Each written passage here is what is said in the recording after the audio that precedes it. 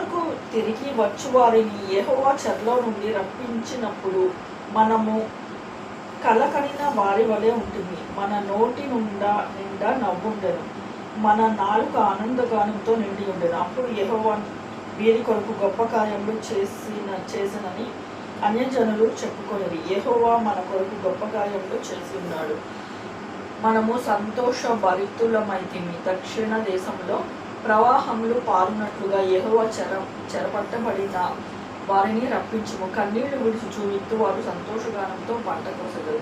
పిడికెడు విత్తనములు చేత పట్టుకొని ఏడ్చుచూ పోవు విత్తువాడు సంతోషగానము చేయుచు పనులు మోసుకొని వచ్చు.